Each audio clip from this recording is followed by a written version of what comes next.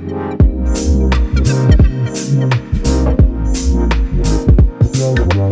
everyone, welcome back to Game Changers, a podcast by GameInsider, where we speak to the people building the gaming and esports industry from the inside. These are honest conversations about how work really gets done, the decisions that matter, and what it takes to build something that lasts. Today's guest is a founder who's built in one of the most debated spaces in Indian gaming. Manav Arya is the founder and CEO of Tetrafoiled Skill Games. We're going to talk about skill based gaming, what really happened in this space, how regulation is shaping things, and what it actually takes to build a gaming business in India today. Manav, welcome to the show. Thank you, Rucha, for having me. Okay, to start with, Manav, take us back a bit. Like, how did your journey as a founder begin, and what drew you specifically towards skill based games? Wow, my journey as a founder was very long. I think I worked for almost 17, 18 years before I decided to take the plunge and become a founder. Specifically, why skill games? I think I have been working in gaming for so long in all types of game formats like Facebook games, premium games, freemium games. Always found it challenging कि making critically acclaimed games but धंधा कहाँ है उसका, right? So with skill games, I remember when I joined Paytm and I started Paytm first games. One of the first games I launched was called Quiz Win. It was a simple quiz game, and I made more revenue from 10,000 players on that game than I made with 5.5 million players Right. my previous game. So that was like a light bulb moment for me that I need to focus on skill gaming as a category because I saw that it's going to grow fast and it's a sustainable business that you can build around it. Got it, got it. When you were starting out, was there any other core problem you felt that was worth solving? Like, not from the market trend point of view, but personally, what pulled you into the space?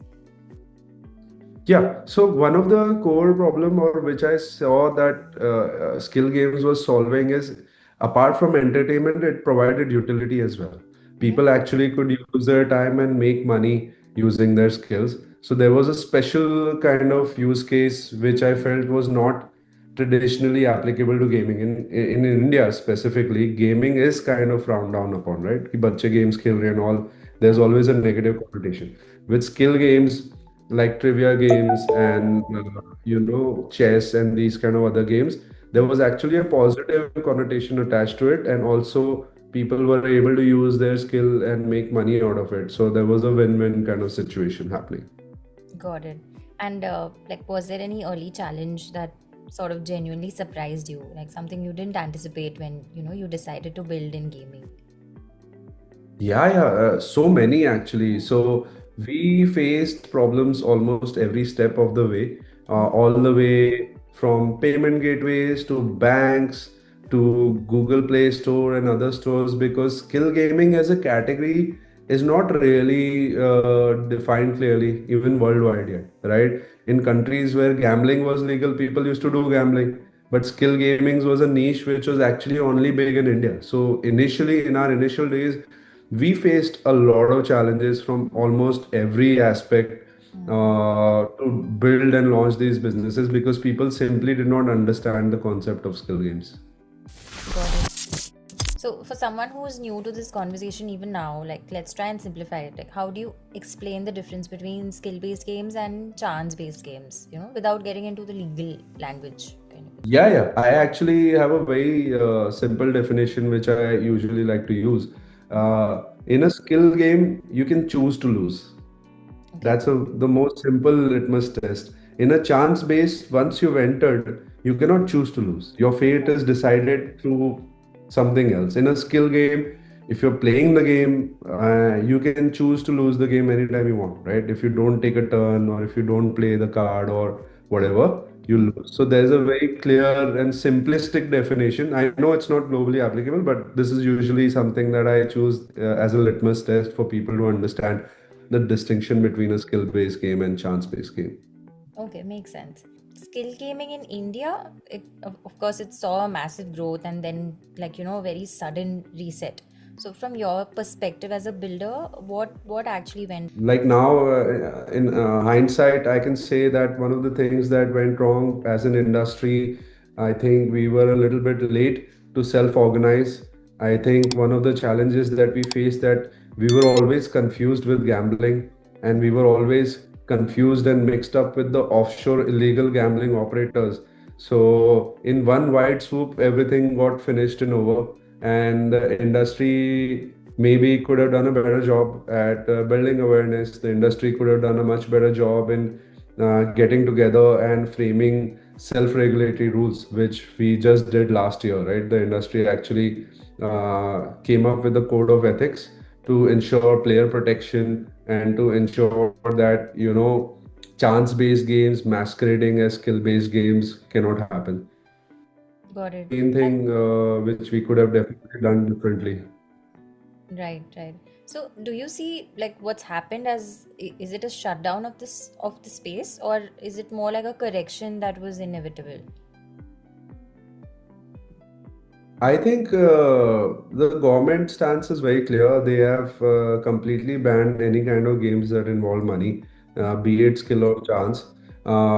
This is being fought right now in the Supreme Court. I am actually positive that because the regulation is unconstitutional on a few grounds, I do foresee that it's going to be going back to the drawing board, and in its current form, I don't think it's going to be implementable.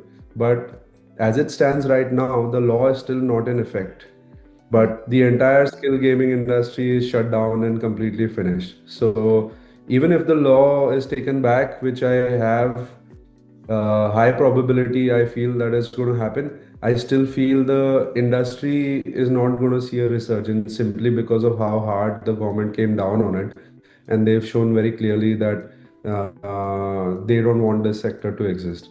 It's very unfortunate because India was at the forefront in terms of skill gaming, and we could have always been given lead time as an industry that, hey guys, we don't want you around. Why don't you launch in jurisdictions and countries abroad where it's legal? We could have taken all our learnings and built businesses and value out of there. But the sudden onset of this has basically just eliminated the industry overnight. Right.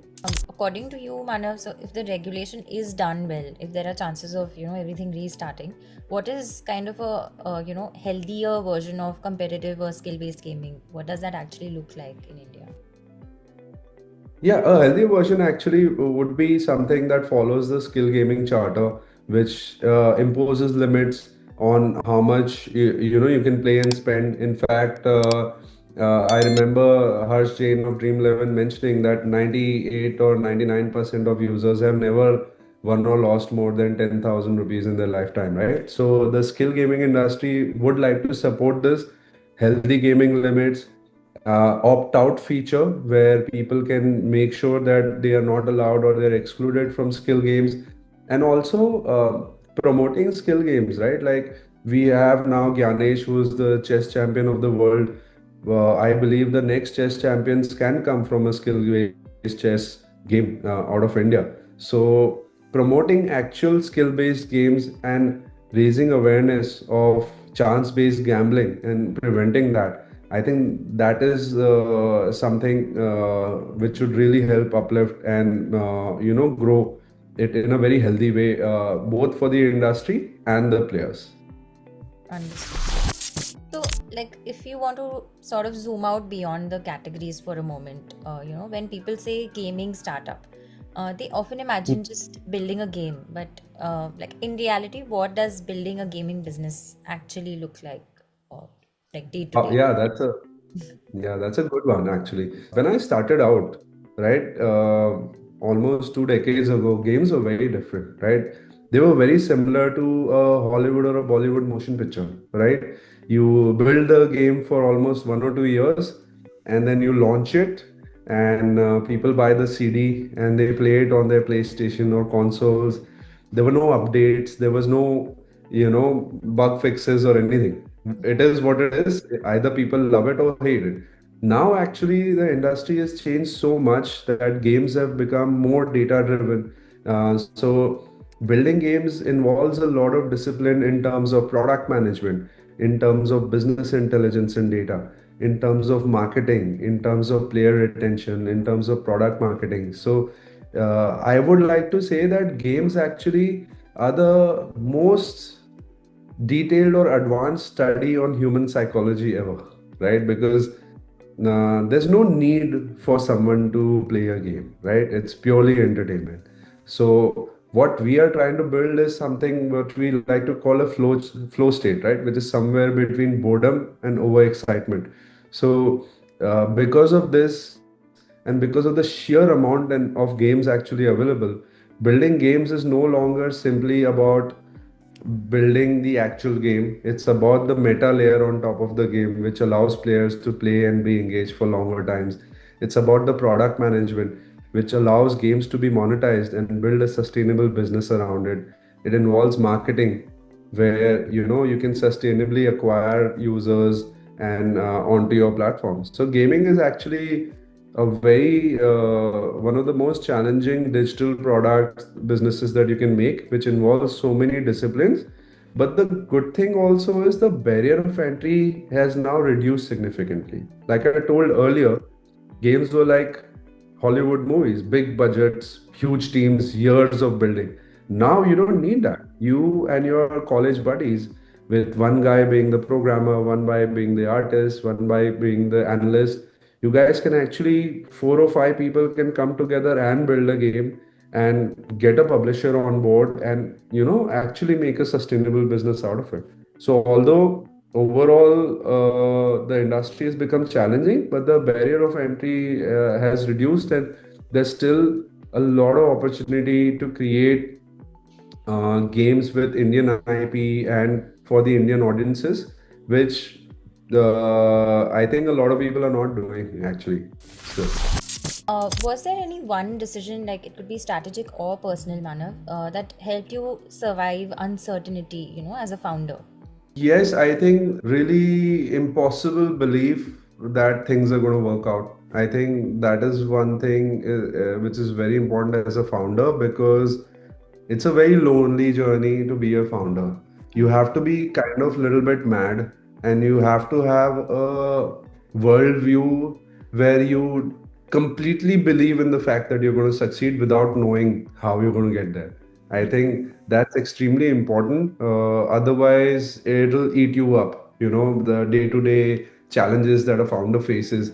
If you don't completely believe that you're going to make it, is going to be very tough. So this was one thing that definitely kept me going, because like it was my first time founding a company, and we raised around 30 plus crores from our investors, right? I had never raised money in my life. And before raising this money, I had actually put in my own money. So there was no way that if I did not have complete and utter belief, almost stupidly, Yeah. optimistic about the fact that we're going to succeed, you will not make it. So I think for every founder, I would suggest that that's something you have to, because nobody is going to come to your rescue. You should believe in the fact that you'll be able to rescue yourself, and you're going to make it. Got it. Like that mad streak, like you said, has to be there, that this is going to work out no You matter what. have to be a little bit mad. Again, for someone building in gaming today, what's something like first time founders consistently are underestimating according to you? I think first time founders are underestimating the fact that the first game that they'll build is going to be successful. I think people don't realize the actual game is a very tiny part of the whole ordeal, right? Anyone can build a game. Like I told you, barrier of entry is now lower than ever, right? You can just buy games off the shelf. But that's not it. You have to look at holistically the entire life cycle of building, publishing, launching, running a live ops game. I think a lot of founders underestimate that. I don't blame them, because a lot of founders are actually extremely talented game builders. But that's not what it's about. You have to be honest with yourself and look at the whole life cycle and be honest where you see the gaps. You should either get people to join you on that journey, or you should have an honest plan how you aim to fix it. Let's say you and a bunch of your friends are dropping out of college to start a gaming company, you should not expect that you're going to get funding, right? Mm. Getting funding is a White House kind of event, which if it happens, it's good, but you should have a plan to survive without getting funding. And you should know that at least give yourself 2 years time to be successful. A lot of people just think ki, okay, we'll start building games, and the first game we built out in like 3 4 months time, that's not successful, they give up and they move on. People need to realize Angry Birds was maybe the 50th or 60th game that Rovio made, right? So you need to give yourself time to experiment and fail. You need to be okay with failing. And as a founder, it is so much more important that you keep the morale up, because others who have joined you along the journey, they might not be there. Like, this is a very real thing, that it's really cool to start a company and to build something, but it's not so cool to the grind is not cool, and the grind gets to people. Like right now, with everything that's happening in the industry, are there any particular parts of Indian gaming that still, like, are exciting for you? Yeah, absolutely. So since the of course skill gaming is kind of dead for now, Mm. so I feel that social gaming is definitely on the way up. I think Indians are spending more and more time consuming media. Gaming is interactive media at the end of the day, right? So I do foresee games is a hangout, or games as a semi-interactive, easygoing kind of aspect of people spending their life and time online. Like, I see activities that were happening offline moving more and more online. I see people who are digital natives who spend way more time on their phones maybe than you and me are doing, right? So I see social gaming is actually growing much, much bigger. I see like these biomes and communities appearing online where people are connected through games, and people are meeting each other, socializing, spending more and more time online and on their smartphones with 5G internet and phones getting more and more faster. I see that at least social gaming as a business model, I have a very positive outlook towards it, and I'm building in that space now. Understood.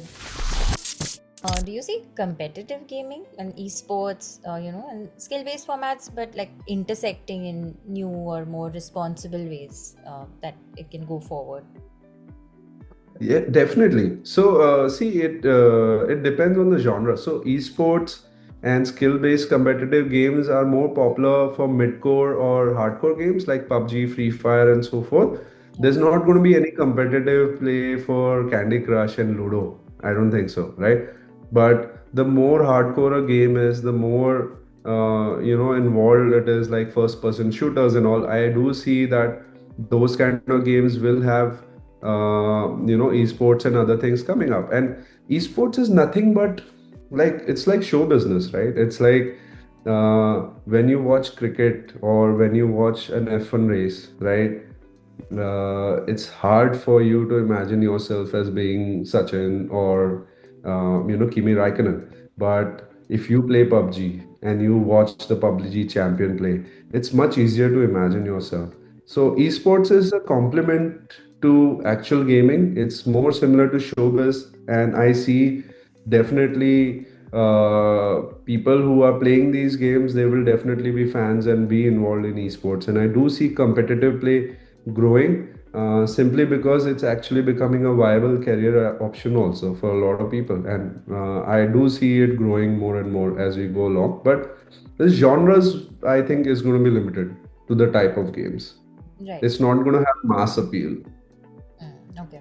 Like I said, Candy Crush के आपको esports tournaments नहीं देखने को मिलने वाले, but you'll definitely see more and more PUBG and racing and those kind of, like, just think of it in a way like, if esports is like, if there's something that is considered sport offline, Mm. then it can be played competitively online. So I do foresee it's going to follow the same pattern of how popular certain sports are in India. Got it. Yeah, makes sense. So, Manav, what we'll do is we'll just play like a quick rapid fire round. I'm just going to ask you some very simple questions, and you just have to answer like whatever the first thought that comes to your mind. That would be your answer. So, first one game that shaped how you think as a builder? I think it has to be either Quake 2 or Need for Speed 2 SE. I Okay. think this was in the 90s. I was very young, and we didn't even have internet. So I had to wait to get a CD from Bombay. I grew up in a very small town. So the anticipation of something that you've read about for years, and when you finally play that game, it had such a deep and profound impact on me that I imagined myself as a game builder simply because my heroes like John Carmack and EA Sports Right. created something that had such a big impression on me when I was a little child. Understood. Got it. One misconception about Indian gaming that you'd love to clear up. Indian gaming studios are not successful. I think there are a lot of successful Indian gaming companies. It's just you don't hear about them Mm. because what they're doing is not very cool, right? They're just building puzzle games or they're building games which might not be the kind of flavor of games you like to play, which are like, big ticket, big IP. But the reality is there are a lot of small studios like in Kochi, in much smaller tier 2, tier 3 cities who are building a very healthy gaming business, which people simply don't know that exists. Got it. Early mornings or late nights? What is your preferred hour? A little bit of both. I think in winters, late nights, and in summers, early mornings. Okay. All right. It's the opposite for me, but yeah, okay. And if not gaming, what industry would you build in? If not gaming, I would be definitely running a racing team. I'm really into motorsports. I do participate on amateur level in drag racing, drifting, and a few other categories. I absolutely love, and I've always loved motorcycles and cars. So it would be a dream to run a racing team for me. Awesome. Very interesting. So just before we close, like a few final questions. Yeah. What's one hard lesson entrepreneurship, like, the entrepreneurship in gaming has taught you?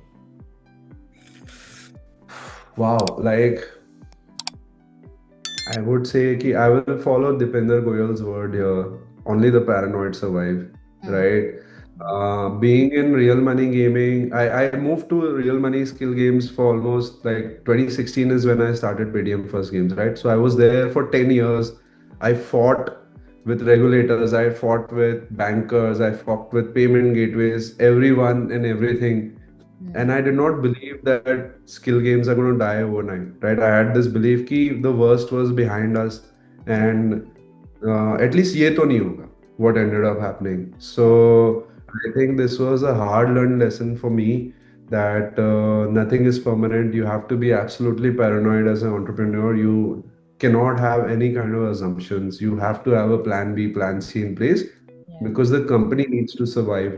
And one day the company will thrive, but as a founder, it is your job to make sure it survives. And I think that's where I definitely, this is a hard lesson for me as an entrepreneur. My entrepreneur journey was just a year long, and for no fault of mine, I lost. Yeah. And I feel that people should not assume that they can do everything right and still survive. So I think it's a beautiful thing. I think Eternal's tagline is only the paranoid survive. So I would definitely say this Right. as a one hard earned lesson for me. Right. Like no matter how much effort you put or everything's going right, but anything unexpected can happen, and we have to always go with the flow. Unless you're paranoid, like you've got that mad streak, it's difficult to pull through, of course. Okay. Yeah, I mean, see, no one wants to believe this can happen to them. Yeah. But what happened with skill games has no precedent in history. No industry which was so big was killed overnight with a Right. regulation that has passed so fast, right? So there's no way for you to prepare for something like this, right? It's like podcasts getting banned tomorrow, right? You would not think ki that's going to happen, right? You know ki there might be some regulation coming in, but you will never think. So as an entrepreneur, you need to make sure that if something force majeure events happen, you still have some tricks up your sleeve always. So, what kind of gaming ecosystem do you hope India builds next? I think that's already happening. I think more than ever, I see investments coming into the gaming ecosystem. I think what the ecosystem that I would like to see is much more support from the government, not just in form of regulation, but in form of hard funding. I would love game development as a vocation to be something that is charted out, because I think we have some of the most beautiful stories and mythologies in our culture, which the world would love. I think the world is tired of Greek mythology and same European and American stories. I think India has so many beautiful stories that the world would love to see. More about. But for that, there has to be a lot of risk capital and risk appetite which needs to be built in. Like I told you, gaming is a hit driven business. So like Turkey government, I think has a program where they give $100,000 for performance marketing, like for just for user acquisition, Yeah. which you can apply for as a gaming studio. It significantly reduces the friction for people who are trying to build out games, right? Right. Programs like this would be godsend for, let's say, a group of five people who are working in the basement who are building a beautiful game, but that game might never be seen by people. So grassroots things like this, and basically capital flowing in to support the industry, to support risk taking, would be a game changer, because I do feel we have the richness of content, and we already can see this with Bollywood, Tollywood movies are enjoyed around the world by people who are not even native speakers of that language. Like there is no place in the world that I've been to where people don't know Shah Rukh Khan. I've been to Montenegro where I could not speak their language, they could not speak my language, but we communicated through Bollywood songs, right? People know Daler Mehndi. So I feel we have this rich culture which we should export, which would be loved by the world. But for that, we need to develop a tremendous amount of risk appetite. We need to develop a tremendous amount of grassroots support for people who are building games, incubators, government programs, and accelerators, and support for marketing, publishing, and stuff like that, and incentives for the industry to really blossom. Because I feel the talent is there, but as someone who's worked in gaming for 2 decades, right? Like I always joke about this, like some of the best people in gaming are no longer in India. That's why I got a chance to become a CEO and Yeah. founder, right? I think people who are way more talented than me were there. But so I don't want that to continue happening. I want those guys now, the next set of talented people to build in India, to be able to make a living out of it, right? To make a vocation out of gaming, because I feel that we have this tremendous opportunity, but we need the support, right? We need the support from across the board. Yeah, true. Very well said, Manav. All right, Manav, thank you for your honesty and perspective. It's definitely, it was this, very, very grounding conversation. So, thank you so much for your time and thank you for being with us on the podcast. Oh, thank you, Rucha, for having me, and happy to be here. And best of luck to you guys. Thank you so much.